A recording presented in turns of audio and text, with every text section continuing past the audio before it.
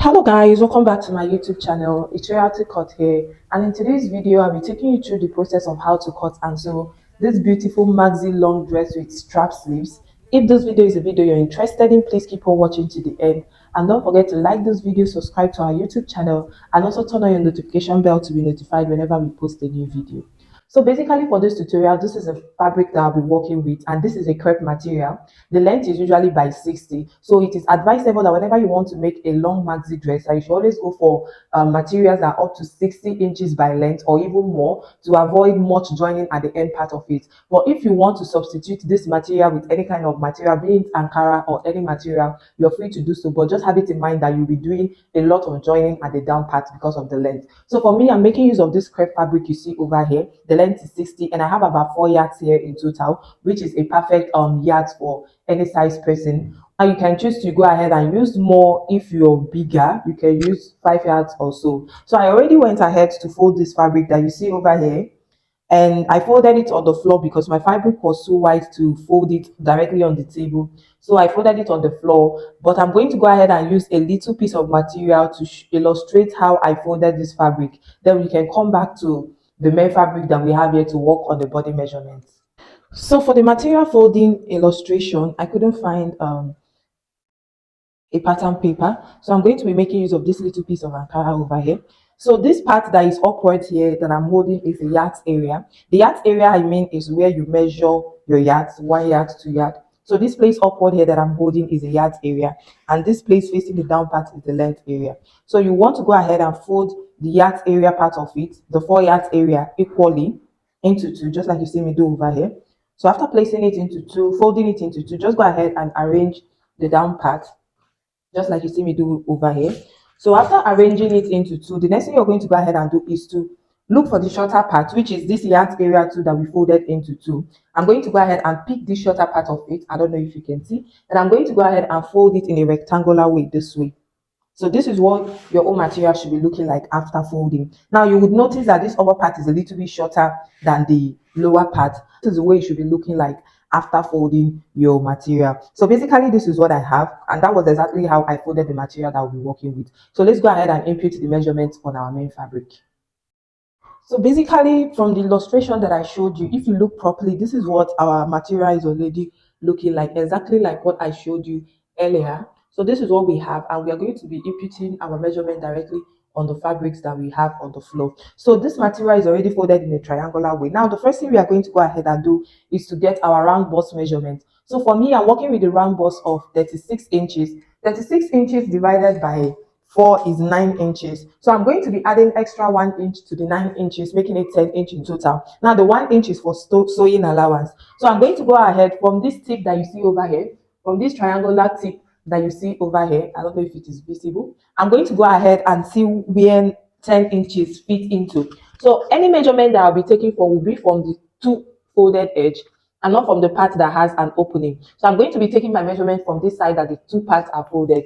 So I'm going to go ahead and look for where 10 inches fits into this folded piece that we have here. So I've gotten 10 inches at this part. This is where 10 inches fit into. So I'm just going to go ahead and mark it.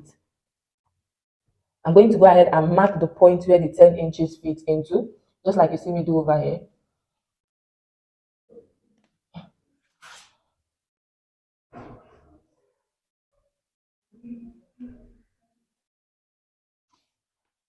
I'm going to go ahead and divide my shoulder to shoulder measurement into two, and the shoulder measurement that I'm working with is 16 inches. 16 inches divided by 2 is 8 inches. So from this folded edge that you see over here, I'm going to go ahead and start my measurement from this two close folded edge.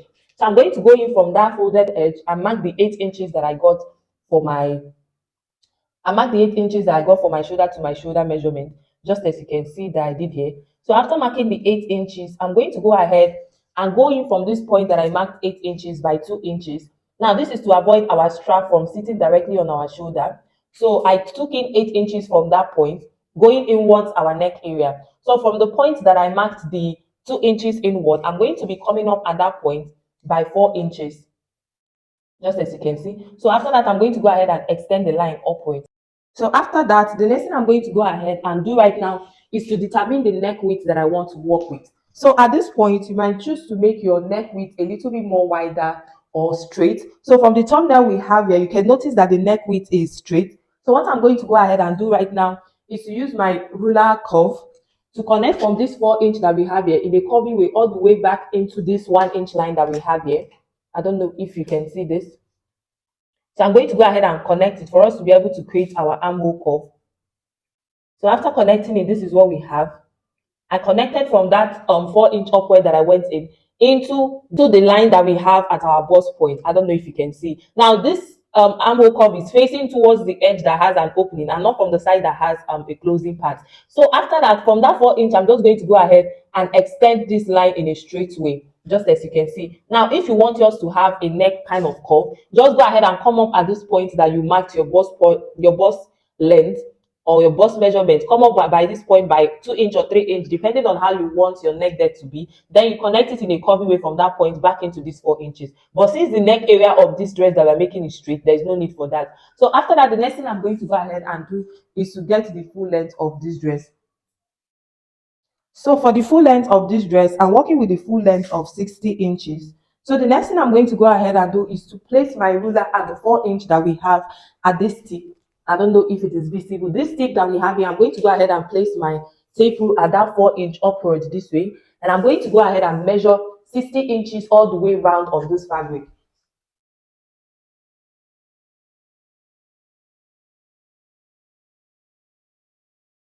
So basically at this point, after marking the full length, which is 60 inches all the way round, at this point, you would notice that this fabric upwards is a little bit short, that is not up to the length. So what we are going to be doing at this point is to be joining this part for you to meet up with this length. So before we do that, I'm just going to go ahead and cut out these places that we've already marked our check at.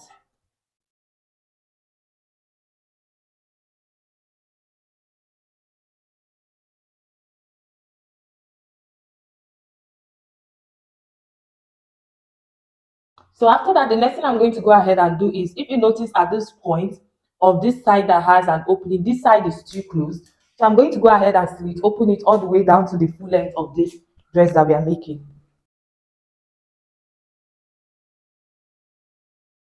Basically, after slit opening it, this is what we have. So the next thing I'm going to go ahead and do is to get a pieces for us to be able to join this part that did not reach the full length of this dress that we are making. So I'm going to go ahead and get a pieces this way, fold it into two because our fabric is already into two. So after folding it into two, I'm going to go ahead and pin it. I'm going to go ahead and pin it. Opening this part, I'm going to go ahead and bring up these two edges that you see over here. And I'm going to go ahead and pin the two folded material that we have. I don't know if you understand. I'm going to go ahead and pin it this way with about half of an inch on both sides.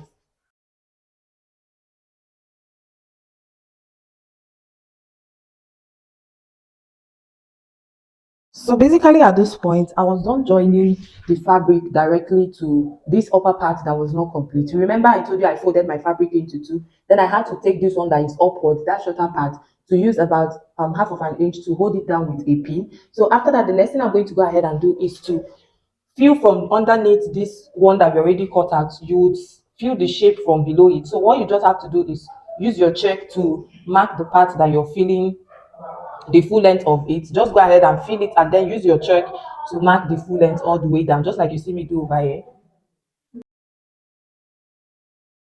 Basically, after connecting it, this is what we have.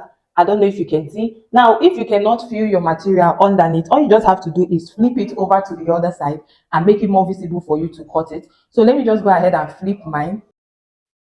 After flipping it over to the other side, for it to be more visible for us, this is what we have. So if the first method of trying to fill it under does not work for you, just go ahead and flip it over to the wrong side, to the other side of it, to make the full length part to be more visible. So after that, I'm just going to go ahead and follow this line that we already have here.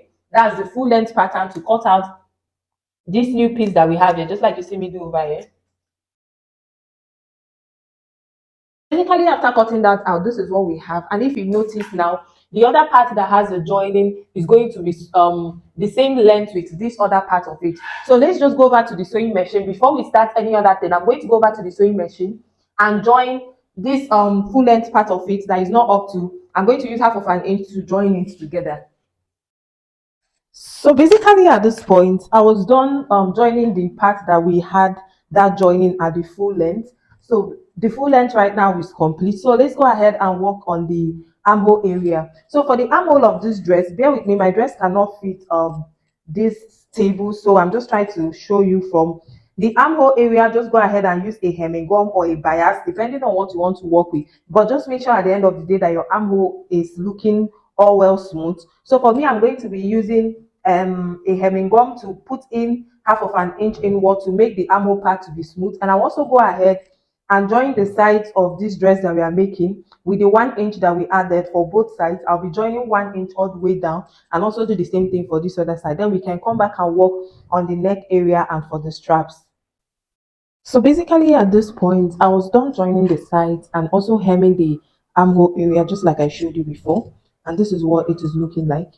I don't know if it is visible. So this is how the armhole came out, looking all smooth at the right side. So I'm going to go ahead and place this for you to see what we have here. Remember, we joined the sides to with 1 inch. So this is the armhole and this is the neck area. The neck area is still looking a little bit rough. So we're going to go ahead and work on it. So let's go ahead and cut out the straps that we'll be using. For the strap of this dress, I'm going to be making use of these pieces that you see over here. And this pieces, the length of this pieces is 11 inches.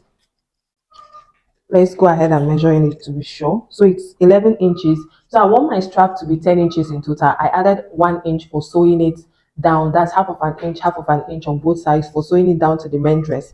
And the width of this strap is 3 inches, not unfold. So what I'm going to go ahead and do is to fold this right side facing each other.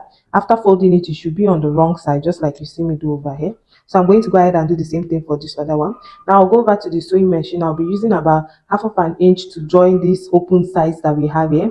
I'm going to be joining this open side. Now the edges should be rough. There's no need of turning the edges over. So I'm going to be sewing with half of an inch at this side and half of an inch, and I'll go over and flip it over to the right side and give it a good press.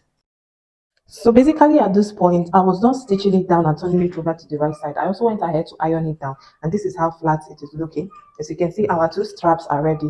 Now for the straps, if you want it to be a little bit less, you can choose to reduce the width of your strap. But for me, I want it to be this bold as of that of the thumbnail. So let's go ahead and attach it directly to our fabric. So you go ahead and bring your fabric at the neck area. So this is the neck area that we have here. This is the neck area. This is the armhole. So what I'm going to go ahead and do, I'm going to take this open side of the strap. This our dress is at the right side.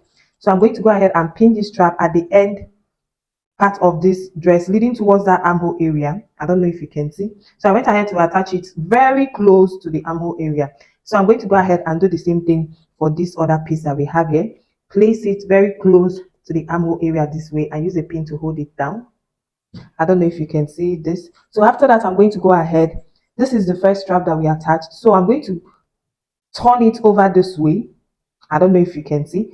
I went ahead to turn it over this way, turn the strap, then go ahead and place it towards the other side of our dress piece, maybe the back. Just go ahead and pin it to this way with half of an inch, very close to the armhole. So this is what we should be having at the end of the day. So I'm going to go ahead and do the same thing for this other one. Let me place it very well so that you can see what I'm doing. So I'm going to take this strap this way that it is. I'm going to turn it this way, twist it this way, then go ahead and place that open edge towards the wrong side of our neck area, very close to your armhole too. So basically I've pinned it down. Now this is what the strap should be looking like after sewing it down. I don't know if you can see. So the next thing we are going to go ahead and do right now is to go over to the sewing machine. We'll be using about half of an inch to stitch these straps that we use the pin to hold down to the neck area. So I'm going to be stitching it down, stitch it with half of an inch, then stitch it with half of an inch. This point, I was done attaching the straps to the neck area. So this is what the wrong side is looking like. I don't know if you can see. So what I'm going to go ahead and do now to cover up for that half of an inch excess that we sewed in, I'm going to be using a hemming gum with the half inch that we used to sew in the straps, just as you can see. Now, if you place it this way, you would notice that the half of an inch excess is going to be folding. So I'm going to be using a hemming gum to hold down that half of an inch directly to this fabric. And I'll also go ahead and do the same thing for this other part. Then I'll go ahead and fold the full length of.